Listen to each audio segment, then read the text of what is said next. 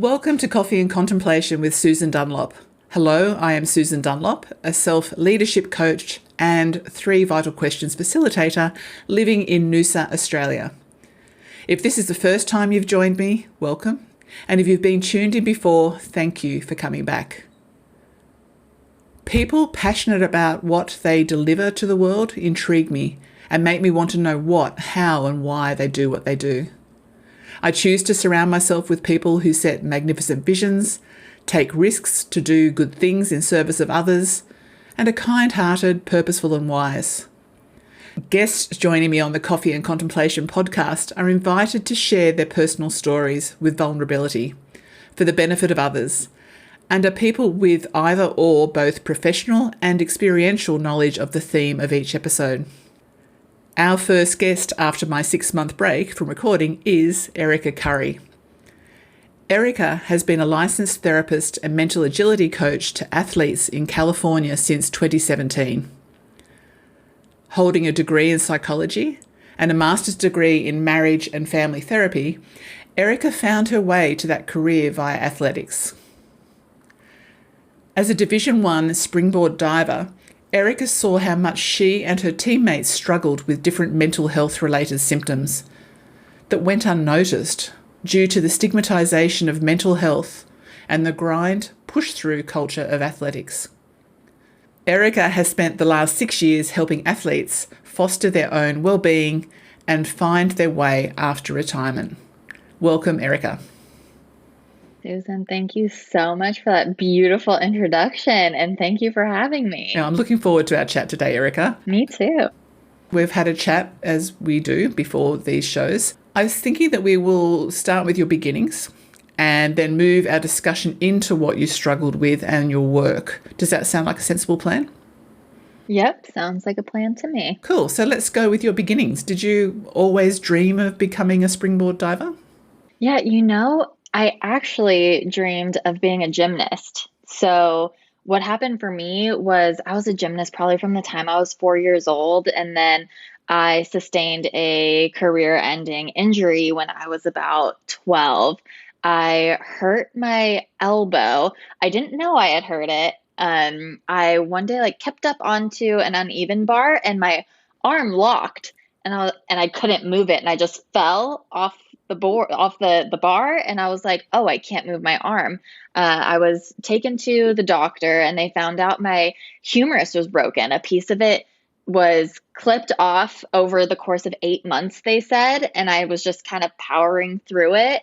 And what was happening was little bits of bone were floating into my joint and making it so that I couldn't move my arm. So I ended up needing surgery. I had physical therapy, and it just, my elbow was really just not the same. And the impact was, the doctors let me know it's osteochondritis dissecans, and it's basically like osteoporosis in children. And they're like, you're likely going to keep re-injuring yourself if you keep at it with gymnastics. So that was absolutely heartbreaking, to say the least. And I was able to find my way to diving. It's actually very similar to gymnastics, except for, landing on your head. In gymnastics, you definitely don't want to do that. In diving, there's water. So that was an easy shift. And I was like, you know what? I think I could do this. And I did always dream about doing a sport in college. So I was able to make the pivot, and that's actually how I found diving. It was a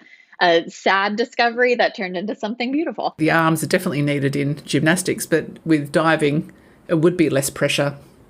Yes, on your the body. Impact is far less. Wow. Mm-hmm. So how old were you when you made that transition to become a diver?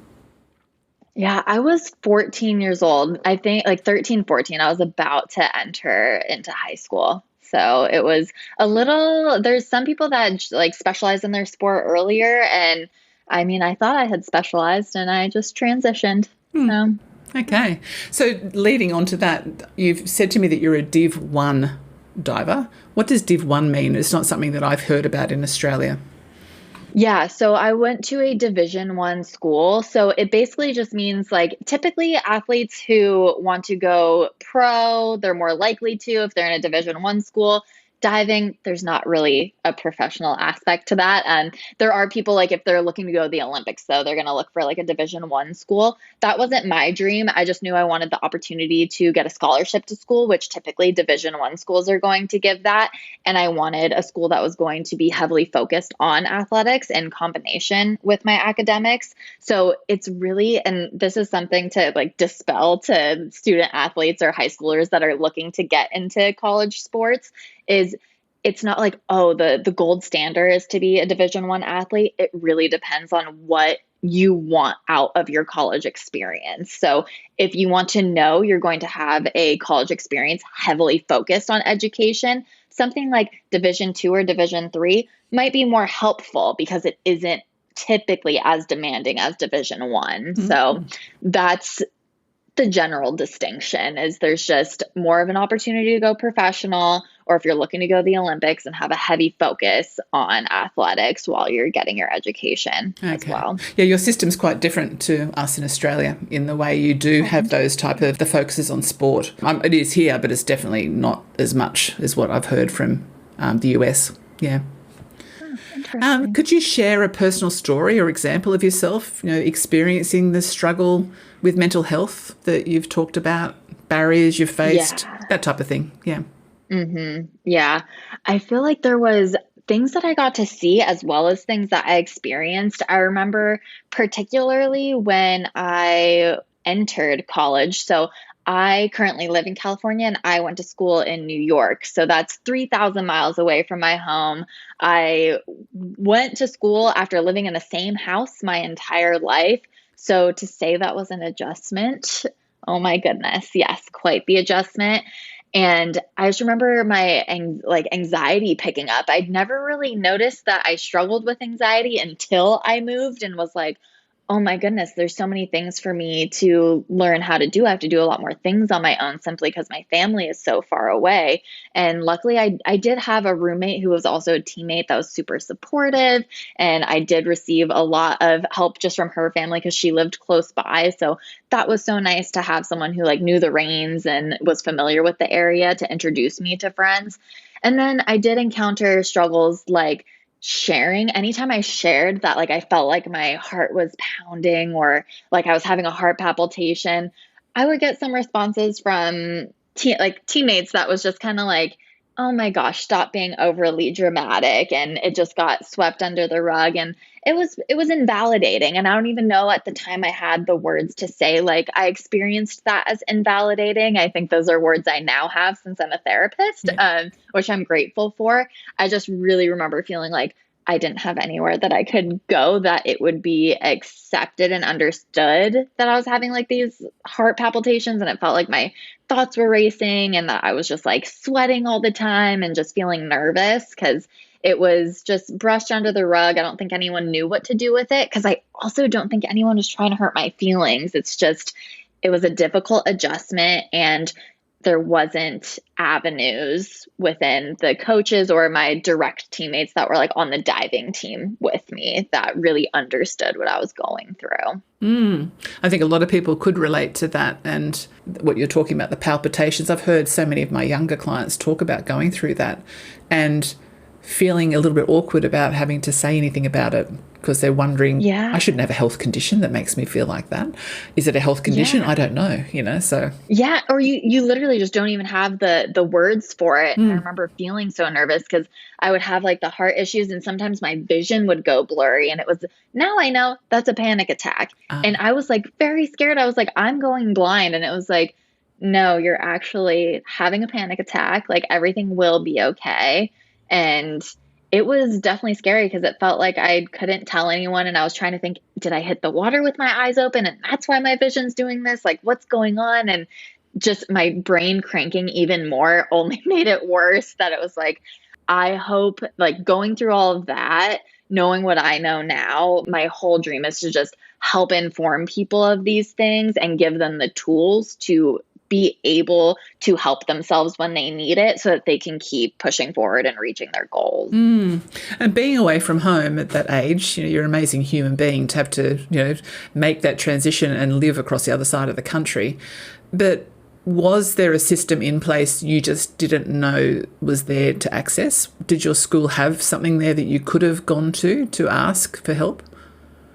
Absolutely. We did have, it was called the CAPS department. So it's like where students can receive counseling. And I remember there would be like a wait list for it. And then also it was just stigmatized. Like athletes are very like, you push through, grind, get over it. Like everything's fine and you don't want to appear weak. So it was in part because it just felt like not okay to admit weakness. And I know myself too, I didn't want to appear weak. That's just not something that's like appealing to me. Now I see it as being vulnerable and that's okay.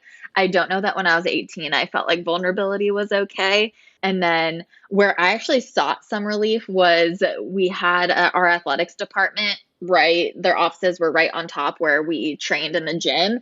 And I was so lucky that our assistant athletic director was actually an old teammate of mine. So she actually was a huge source of support for me and helping me and she would really just be like, oh, okay, I hear what you're saying. And that did a lot for me. So like I just needed some validation and someone to tell me that I wasn't going crazy. Yeah, that part. That's what we want, isn't it, really? Uh-huh. So what led to you transitioning to this life after sport? Yeah, that's something that I remember I explored so much when I was in grad school. I knew that mental health was real. I was already studying psychology, and I actually really connected to a class that was called Counseling for Death and Dying. So it was oriented around grief work. And then I also took a class on marriage and family therapy. And I was like, oh, these are both very interesting. I ultimately realized that grief work is a little bit heavy for me. And it is what introduced me into thinking I might want to become a therapist. That coupled with all of my teammates, I was so lucky to be surrounded by a group of women who are very, very driven. And all of them were either going to be staying one extra year to become a physician assistant, graduating to become nurses, continuing school to become a lawyer, getting a PhD in bio something. I don't even know because it's like totally outside my scope, or like become a financial like planner, financial person for like the government. That I was just like, well, I feel like I want to definitely also do something. So it was a huge inspiration to see all the women around me doing so much. And I knew I enjoyed connecting with people. And I know how much I got out of feeling like I was not alone and that there were other people who experienced what I was experiencing, that I was like, you know what? I think it's time for me to go home, further my education, and go to a school I always wanted to go to. I went to California State University, Long Beach, and it's just right it's very close to the water. And I grew up driving past that school, and to me, like that was going to college. So it was really cool to get to go to a dream school of mine and pursue something that I was like, I think I have a knack for this, and I'm very happy I did so. Lovely. And so the work in terms of it being around athletes, was there like a real aha moment in your coursework that you went, I really need to turn around and look back at those young athletes that I was? What happened there? Yeah, I love that question. So what happened for me was I took a theories class, and our professor, who I still speak with him to this day, he's absolutely amazing. He asked us, he was like, what population do you want to work with? And I'm telling you, there are no limits, no boundaries. Think of your ideal grouping of people to work with. And I was like, okay, fine. If there's absolutely no limits, I'm saying I want to work with professional athletes. That's what I want to do. I want to support them with their mental health, and whether they're performing or trying to transition out of their sport, I want to be there for them. And so that's really what started it all. Was I was asked that question. I really dug into it and was like, that is what would be ideal to me. And that's what I'm seeking out to do. And I feel a lot of pull to helping student athletes, because there's so many sports that, especially at the Division I level where there's so much emphasis on our athletics, that when we're done, sometimes we're not prepared. Yeah. And we're like, oh no, Yeah. I'm supposed to have a whole career after this. What am I supposed to do? So, and then like professional athletes go through a similar thing. That is their career for so long that then they end and they're like, I didn't have an act two. Like, what am I going to do? So Yeah, well, so can that's, you repeat that question again that he asked you? yeah, he asked me with what is our ideal population to work with? No boundaries, no limits. Who do we see ourselves working with? Very good question. I like that. Mm-hmm. And Yeah. when you're talking about the ending of those Div 1 time and the professional career, what age are the people that you're mostly working with? Yeah, most of it is when they're ending their college career or they are in college and either just saying like, do I want to keep going with this or do I want to keep going? They're like in their early 20s and then with ending, that's anywhere from like late 20s to mid 30s.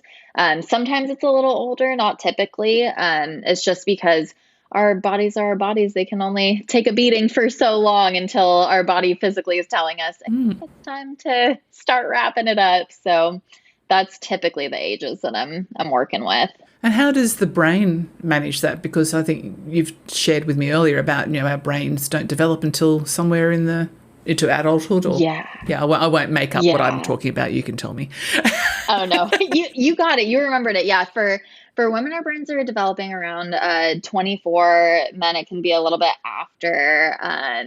And what happens, because also it's influenced by our environment as well, because that's where I notice, at least for myself, like within my story, it's the whole like grind and push through culture of athletics. And I remember thinking like, you got to push through, grind through. I honestly didn't even consider it being okay to like stop early in my career. I was just like, I've set a rule for myself. We're going forward. So when it comes to our brain development and how athletics go, it also depends on what type of impact our sport has. Like if we're talking football, like a high contact sport, there's lots of issues with like that can happen with like our memory down the line and just different traumatic brain injuries that yes, there's different treatments. I feel like neurologists are great with that.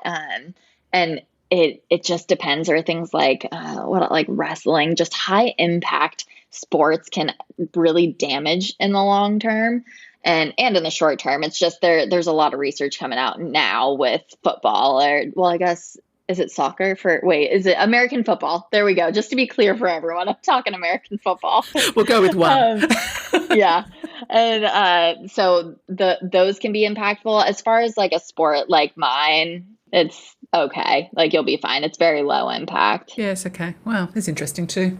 So when we were doing our prep for the chat, I looked up some statistics to share back with you on the topic, and you said they were fairly spot on. So I was thinking rather than me bore everyone with 5 really detailed statistics, could you choose, say, one that you are interested in and share some insights into that based on your experience? Yeah, I know the second one that I can just read off here is the underreporting of mental health issues as far as research by the International Olympic Committee indicates that many athletes underreport mental health struggles with the fear of potential negative consequences such as loss of sponsorship or playing time. Those are both significant barriers. And I think those things are so valid because there is so much fear, whether it's what are other people going to think or how is this going to impact my ability to support my family, support myself. Those are major areas where we're working with trying to balance this being the way we provide for ourselves and also having to look at our own well-being. And then that brings up the whole idea of push through, grind mentality of, well, I'm supposed to be a tough athlete, so I'm going to push through. I'm going to grind. I don't need this bringing me any troubles. So you know what? It's actually going to be less painful if I just push through this and I'll deal with my own well-being later. And my heart breaks when athletes feel like they're in that position because even at the college level, there can be the fear of losing your scholarship. Like for me, I know I was able to a huge part of why I was able to go to school was because I got a scholarship. That I know that played a factor too of just being like, I cannot risk losing the scholarship because then I'm not coming back to school. And so there's a lot of work to be done with normalizing mental health issues and having resources to be able to treat them, or even just having groups where athletes can talk about this. It's interesting because I was listening to a grief counsellor speak at an event recently. The topic was about resilience. She said, but the problem is we raised to appear strong and get to look strong. And I think these people are on these, on the athletics track, and I wouldn't think what's going on beneath the surface for them. You think, oh, look at them, they're amazing. And you think, wow, what are they struggling with below the surface? Yeah. And that's what's so tough. And that's also where like my work as a therapist is so important to me too, because my brain goes into like a million different clinical areas. Because what happens is when we appear strong and resilient, that's reinforced. So even though like, because our brain doesn't understand that like, oh, but we're actually struggling on the inside. It's just reinforced that like, oh, people liked this, so we're going to keep doing it regardless of how we feel on the inside, because that's just how reinforcement works and how we are as humans. So it's not like anyone even sets out to do that super consciously. It's just what happens because we're humans. And then that's where you see things like perfectionism pop up, where sure, you can have some perfectionist tendencies and it doesn't mess with you too much. However, when perfectionism is maladaptive and you have too much of a good thing, that's when you see people are suffering where no one sees it. And it can go undetected for so long that that's when we're seeing things like the depression rates of athletes that can go up. And I know you had that stat of it being around like 34%, and that's pretty consistent within the US as well. It's because the resilience that we see up front is so readily reinforced that all the other stuff can go missed. Oh, wow. So we will close later on some of the changes that are being made. So you're obviously part of that leading change, which is a lovely thought, because really athletes today are modelling in front of the children of tomorrow how to be, and it'd be lovely to be able to see they can show up with a bit more vulnerability, I imagine. Yes. Yeah. Absolutely. So talking about teenagers and kids, because obviously they're the ones that are the people moving into these careers to become athletes. I've worked with young women as their mentor and life skills coach, and I saw the bruising of them emotionally that led to them not wanting to return to sports mostly came from their parents. Their parents' egos, their parents' own needs more than theirs. Is that a rare or a common thing? I think that it can be one, sport specific, and two, I think a lot of parents go through this because I actually am aware of, there are coaches that like specifically coach the parents of athletes on how to parent their child who is in elite sports. Like I even think like a specific person that comes to mind, her name is Laura Wilkinson. She is an Olympic diver that she does help out parents who need help on how to manage their elite athlete child, because it is really difficult. And some things that can pop up is like if a child, because children will get burnt out in their sport. It's a lot. I know I was there, and there was a time when I thought I wanted to quit my sport when I was in high school. And usually when a parent is like also pressing on like, oh, well, like you gotta go, you gotta go, you gotta go, and then the kid is reinforced when they do go, it kind of can create that same cycle that we're talking about, as a kid might just stop saying that they don't want to go and they're just going to appease their parent and they're exhausted. And that can actually lead to injury because they're feeling so exhausted and burnt out that they're just doing this to get by because it pleases their parent. And then there are kids that are going to push back and be like, no, I'm tired. I don't want to do this. And some things that can be helpful is validation. Like, I feel like that's pretty much so much of what I lean on, and because that's what has been so helpful to me. Because just because a kid is saying they're tired, it doesn't mean they're absolutely going to throw in the towel. They might miss their sport for 2 months and say, oh my gosh, I really want to go back. Like, I think I made a mistake. And also another idea of when to quit, if like we're having a bad practice and a teenager is saying like, oh my gosh, I'm done. That was so horrible. I'm done. I quit. Is also thinking of it in the frame of, you know what, why don't we, if we're going to consider quitting, why don't we quit on a day where emotions aren't high? Let's think about it when we're more regulated. And if you still want to quit, can we first take a break And then if the break is something that you're like, yeah, I'm still done, we can look into a longer term break. We don't have to make any definite decisions. That's a really good tip. I like that. I know even just myself, you're making me think of me with my children and whether it was music or whether it was a sport or dancing. Anything, right? And they'd come and say, Yeah. after you've invested all this money, you're like, all your time into it, you think, oh my gosh. And you take it on yourself as like, Yes. oh, have I failed my child? Have I made them do something that, and then you're trying to justify it, but it's all reactionary. And it's about having to just pause for a minute and go, so what's really important here? Yeah. And I think I've learned that later in life, but yeah, definitely I can feel. It's so tough because, even with like that financial piece, because now that I'm an adult, because when I was in my sport, I did not think of the financial component at all. I really applaud my parents for how they handled financial things, like that it was not a burden on me. And now that I'm an adult, I'm like, oh my gosh, if I dumped that much money into something and my kid was saying they don't want to do it, that would be tough. And then it does go back to what you just said of like, what's really important here. And I think the only thing I would add to that tip is if a kid really wants to quit after a bad practice, they have to go back at least to one practice, and then they can take their little break, and then we'll see how it goes from there. That's the only thing I would add, just so we can kind of recoup and still build some resiliency and show that we can do things. And then it's like, if you're still wanting to quit after going back that next day, let's look into it. And sometimes it shows sportsmanship also, because that's an important skill to learn, depending on why it is we're burnt out or why we want to end the sport that day. It just depends on the context. That's very interesting. So in a competitive world, how can young athletes and their families balance pushing their limits for excellence and taking care of their mental and emotional well-being? Plainly have some fun. At the end of the day, it is not that serious. It's not. Oh. You still want to go to the birthday parties, go have some fun, go to the mall, I don't know, do whatever you want to do for some fun. It's not that serious. Everything will be okay. I feel like it's real plain and simple on that one. No, that's nice to hear that it is that plain and simple. Yeah. Well, it can be hard to have fun sometimes, It's like if we're used to our routine.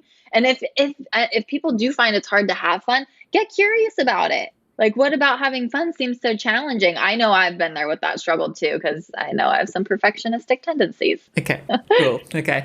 So what's one piece of advice you'd give 10-year-old you, drawing from your journey in sports and beyond, that will help them with setbacks or boost their confidence and build an outcomes-focused, empowered life? That's all. Yeah. I think that's all. Very. I think the advice I would give 10-year-old me is to ask myself what's important. I think since I was on both the sports I was a part of were rated on a 0 to 10 scale, and I noticed that it was very important to me what other people thought and what type of scores I was going to get. And that left me in the dust for what was really important to me as far as values that I have. And I think for the sake of me being 10, I would just want to know what's important to you. What do you find to be important in this stage of life? That would be really helpful for me. Okay. Do they have that in schools for children going towards athletics? Not that I know of. I would love that. That kind of goes into because I'm a dialectical behavioral therapist, and what I work with people initially is, what are your values? What is important to you? And that is how we decide then what's your goal. Okay, so if we reach this goal, that means you've been consistently living into your value. I would have loved to gotten that straight for myself at a younger age and earlier on in my athletic career. So switching from teenagers and kids to the relatability of what you've experienced for business leaders. So just as athletes face challenges, business leaders encounter high stress situations. How can the mental resilience you gained in sports apply to decision makers in the corporate world, and any specific strategies that they could employ? Yeah, this is also an area I'm very passionate about. I find things like career coaching, executive coaching to be an area to break into at some point. And I think there's so many skills that translate into the working world, especially high achieving areas of careers. And I think something that's helpful when it comes to stress is when you make a decision, it's over and done with. We do not go back to the drawing board time and time again. You make a decision, it's over and done with. Because what happens is people who are executives also tend to struggle with perfectionistic tendencies. So that means they're wanting to get the exact perfect decision. And it's like, you know what? You made the decision. We're choosing to put it away. And anytime there's actually this a specific skill that I teach people, and it's called turning the mind. It's around radical acceptance. It's a DBT skill. And what it is turning your mind literally just by reminding yourself, I made a decision on this already. And also, it's typically not going to be the end of the world. Nobody is dying if you didn't have the perfect decision. And I like to tell people that because I also work with individuals who are contemplating ending their lives, that it's like, really, if we're talking like we're at work, the odds that something is life and death, no, it's not. So you can use the skill of turning your mind, of just saying, oh, yes, I did make that decision. And is there an opportunity that it wasn't the best decision? I guess acknowledging it and going on to the next thing. Nice. It relates a lot to the type of work I'm doing with the 3 vital questions too, that we talk in terms of, you set your outcome, you look at what's supporting it, what's inhibiting it, and what actions can you take, and then just choosing one, really small one. And if you can choose one, it's possibly going to take you forward. That's enough. And that's the decision you're talking about. So I've made that decision. And not to beat yourself up if it takes you back a step, because you're going to learn from it. But it still will, It's not going to take you all the way back to the beginning. It will just take you one step back, and then you can maybe just take another step. But you've learned something. So. And you're building mastery. Yeah. That's what it's all about. Yeah, no, that's really good. So can you share some examples about, you were talking about executive coaching that you might move to. Can you share some examples of how mental agility coaching has made a significant difference in the performance and well-being of athletes you've worked with? Yeah, I would say a lot of it lends to the performance anxiety that athletes can experience. So it is taking things like turning the mind and being able to move forward. And then also things like using your breath to literally slow down your heart rate so that you have more control. And it's not like you're just, oh, well, I hope today's a good day. It's like, well, we do have some influence over today being like an effective day.